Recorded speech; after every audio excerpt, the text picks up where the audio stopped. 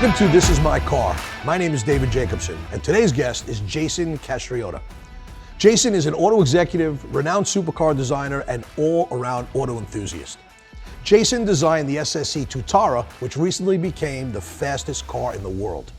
Currently, Jason is an auto executive at Ford, where he serves as global brand director for battery electric vehicles. And his first project was the new Mustang Mach-E. Now let's take a look and see what Jason drove here today.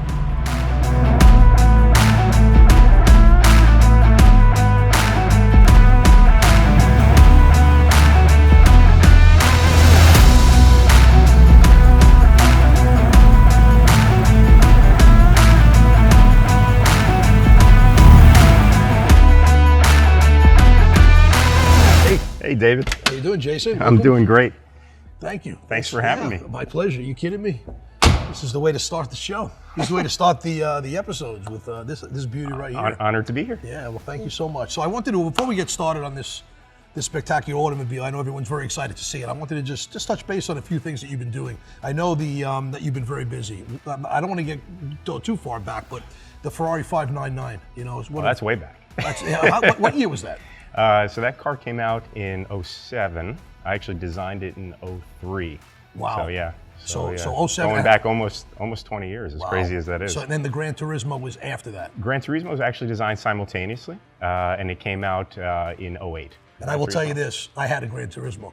I was one of the 2008 it came out. Yep. I had a 2010, and when that car hit the road, it was probably one of the most beautiful things I've ever seen. Thank you. And I had no idea, and obviously we didn't know each other then, but what an unbelievable design. I'm proud of the fact that 13 years later, it's still on the road, which I think for a modern car is probably a record. Is that right? I think so. So right usually now car cycles are 6 to 7 years, so the Gran Turismo has been pretty right unmolested for about 13 years, which is pretty incredible. But so those are those cars. Then you move ahead, and I know that the SSC Tuatara, you just broke a land speed record or the fastest. for a production car. So tell us a little bit about that. So we went down to Cape Canaveral, and we only have about 2.3 miles to run, so it's really running it like a drag race, which means the engine's under full throttle for 60 seconds in 5th, 6th, 7th gear, which is a tremendous testament to the strength and robustness of the engine.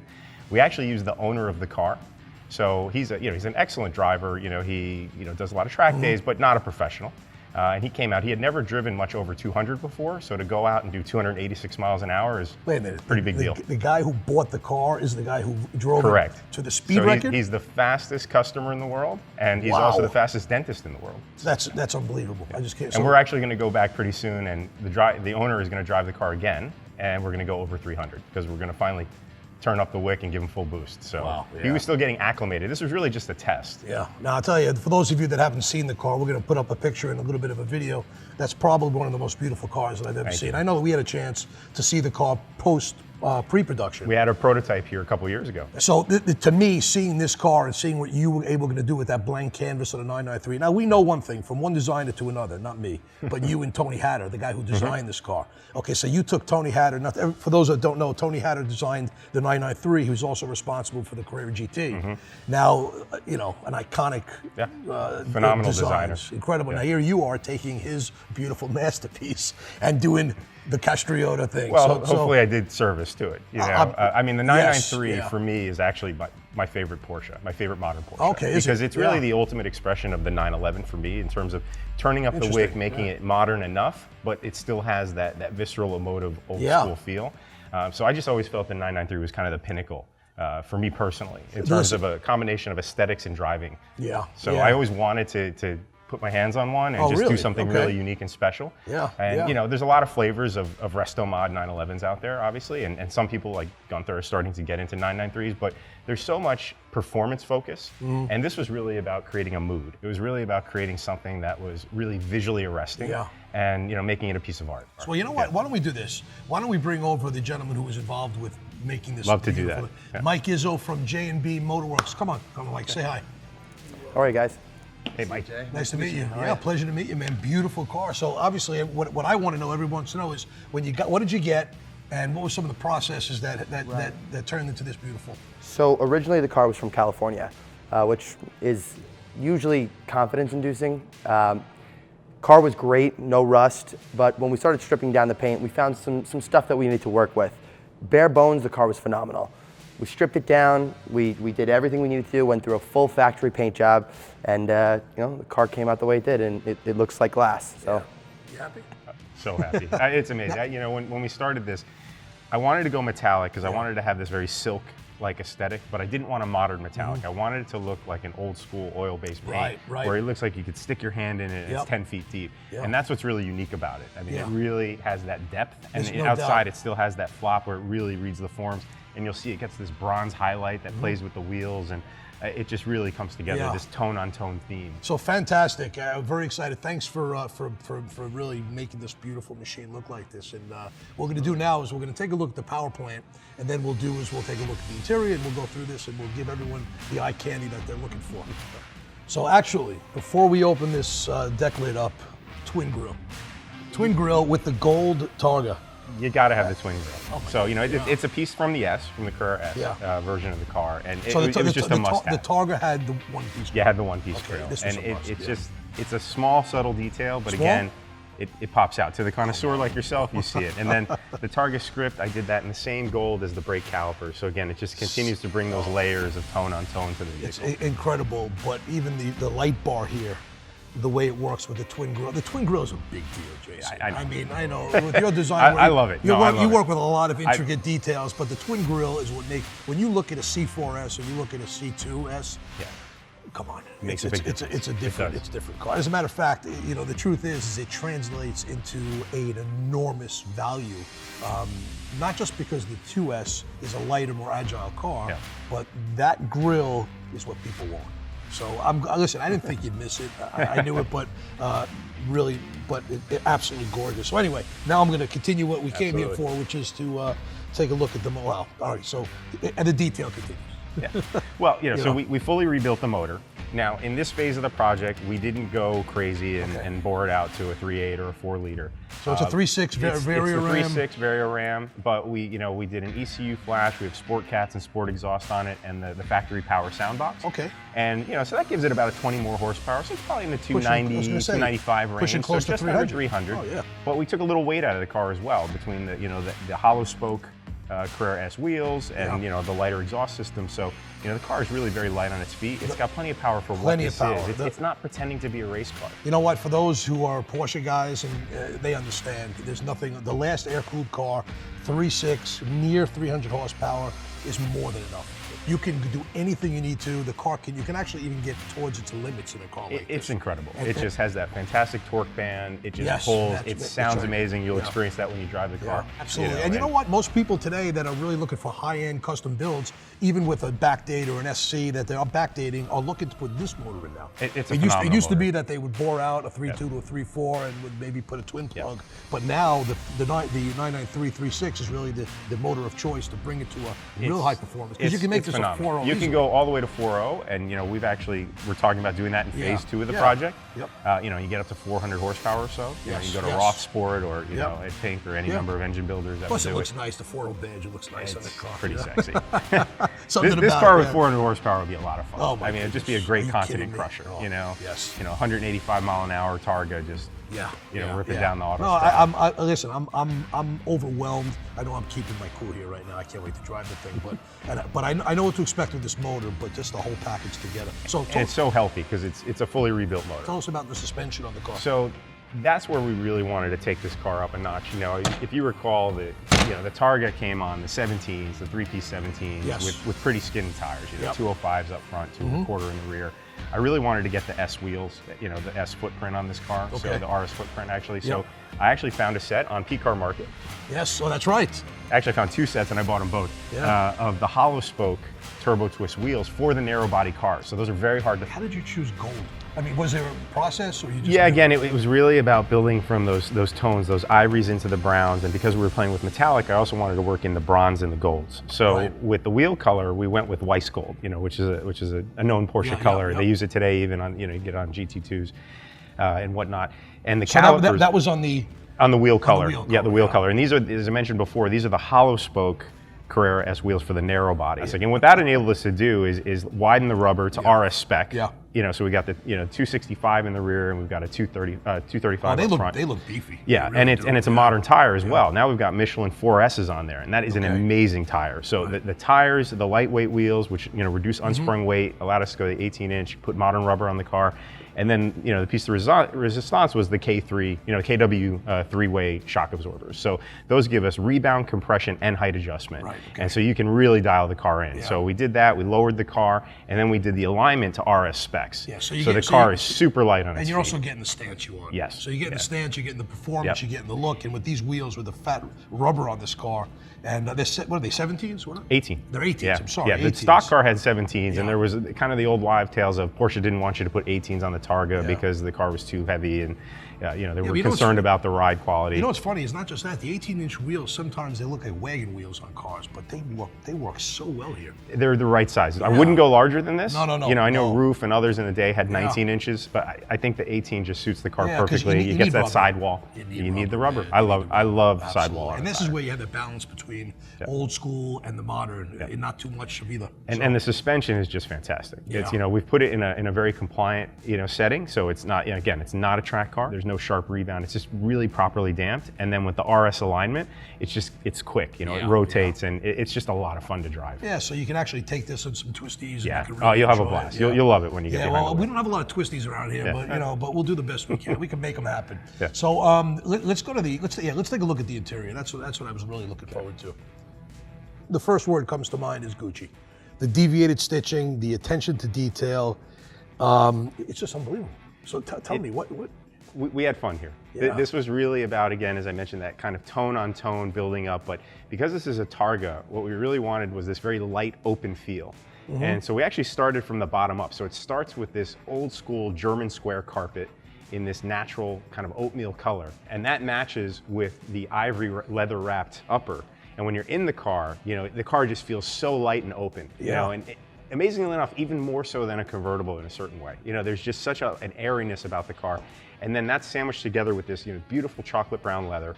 And then the houndstooth-like basket weave pattern that we had done, and all the leather was sourced in Italy, as well as the basket weaving for the seats and the doors, which give it that kind of Pepita look, that houndstooth look. But I'll tell you something else is, when you're looking at the vehicle, it has those beautiful coupe lines, but here's the killer. Yeah. Like, looking in the top here adds a whole different dimension to this car. It does, and the 993 is a much smaller car by modern standards, right? So they're not the roomiest of vehicles. You're pretty shoulder to shoulder with your companion in the vehicle, which we like. It's a sports car. And that's what's great about it.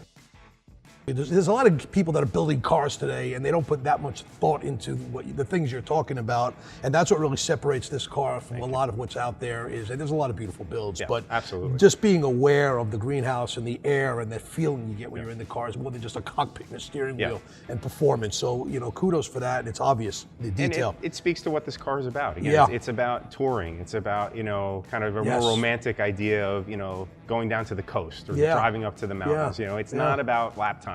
I could see this on a picnic, you pop the bonnet and take out the picnic basket. Exactly. That's the idea. Yeah, it's terrific. It gives it kind of, amazingly, it gives it that kind of optimistic 60s, 70s vibe, but it's a thoroughly modern car. Yes, 100%. I get it. The other thing we did that is a very subtle thing that you won't notice is we actually built up the seat bolsters. So they're not quite to RS level. Okay. And the Recaros of the RS, but they're about twice as deep as the standard one. So it just hugs you. So again, given the capabilities of this chassis, it allows you to just enjoy the car. Yeah, and a big deal. Moving around in a seat is what kills your confidence. Listen, I'm a sports seat guy. When you go back to the, even the early cars, when you get the sports seats, those bolsters hug you in.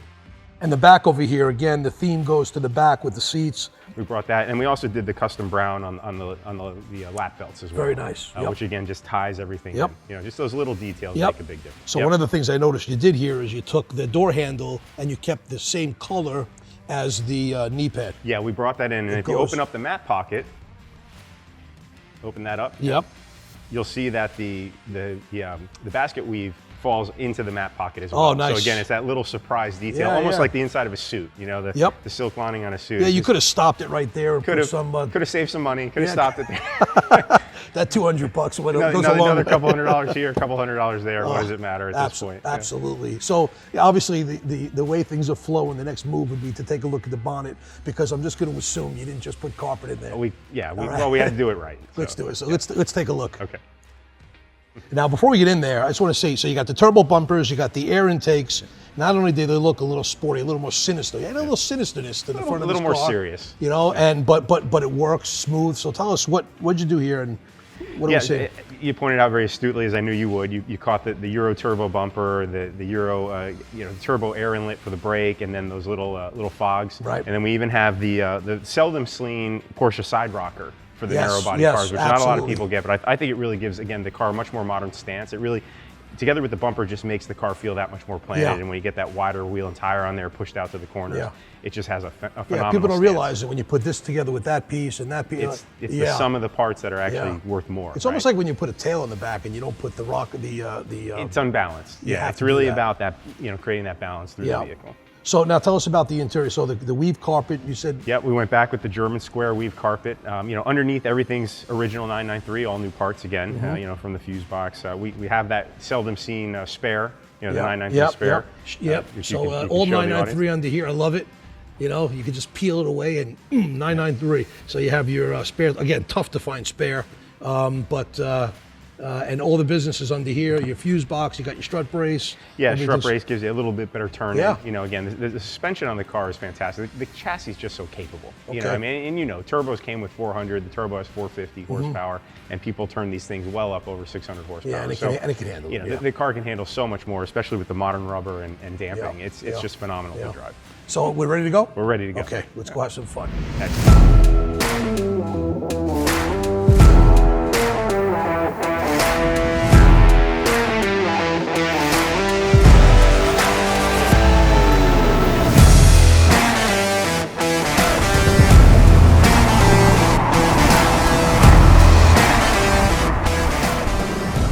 You know what it is? I don't think I've ever driven a Targa.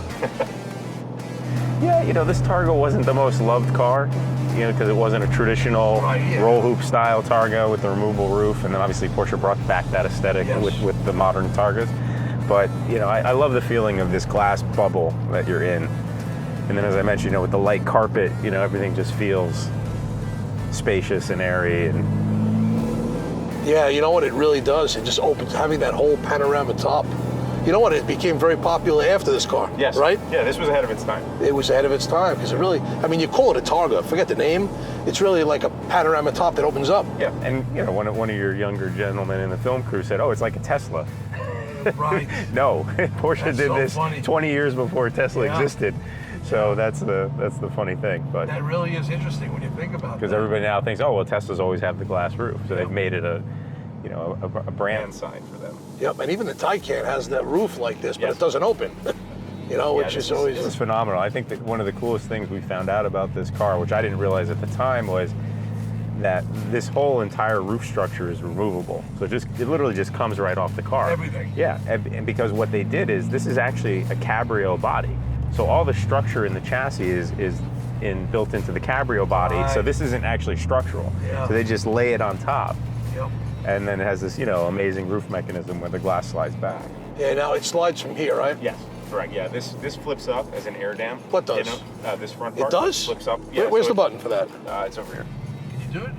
Yep, sure can. You see that flips up? And then... Holy, you know what? I feel, I have never been inside of a Targa. That is incredible. Yeah, what that does is allow for the wind to, not buffer into the cabin. Oh, that's fantastic. Yeah. So this is a piece of engineering. You even have a clear wind. I never appreciated this car until right now. I bet you, how many people watching this know that's the way that works? I think that this car is an unsung gem. Wow. It really is. It's a 993.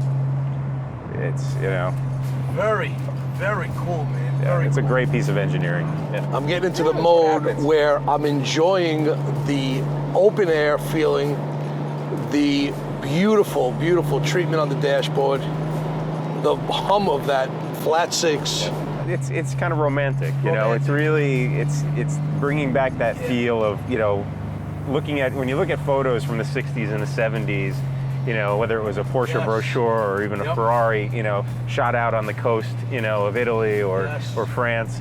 There's that feeling that you want to capture, and I think the 993 is like the last of that era of car that can really still capture that, but yet be modern enough that it's safe, it brakes, it turns well, it's fast enough. You know, I mean, by modern standards, these aren't fast cars. You know, I mean, every car today has 600 horsepower. You know, it's unbelievable, but they also weigh a lot more. All right, we'll get on a good road over here. Be able to drive it a little bit on what we call the twisties of Nassau County. This is as good as it's gonna get right here. Just enough sound, balance and handling. Get to look at this beautiful dashboard in my peripheral vision as I'm driving. Very nice. You know, the turn in is really, really nice. Yeah. You know, so modern tires just change everything. So this beauty has some little bit of a tiger side, man. It's see, that's the key word is the joy of driving. The visceral. The word the visceral. I know I use that. I abuse that word, but it is it's what it's all about for me. So there's not much I can say about this other than an absolutely incredible job. Not just in the execution and with the build quality, but the colors, the feeling this car gives you. I mean, we all know the 993 is a great driving car, but everything on this car is raised a level. The performance, the fit and finish, the execution, and the color, just really spectacular. And hopefully Jason will build more of these, and you just may be somebody that gets lucky enough to own one day. But right now, it's a one-off special car, and I'm real glad I got a chance to drive it.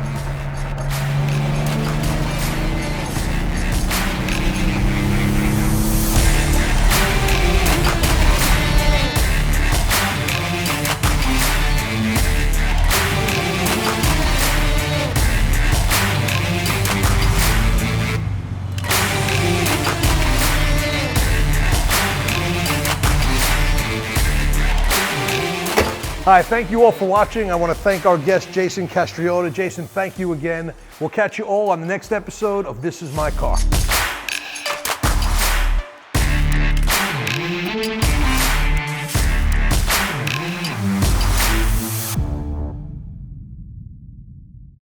Thank you so much, but I have one last question for you. Sure. Are we going to get to sell this on Pcarmarket? Ooh. I love Pcarmarket, but I don't think so. Not yet. Not no. yet. Well, listen, Jason, thank you so much, man. It was a real joy driving the car and getting to know all the details of it. And fantastic. That's really all I can say is. Great to share it with you. Thank you all for watching. Thank you all for watching. Oh, shit. I was looking at you. Oh, just do it again? Yeah. I can do it again. Yeah, what the hell was that? Okay.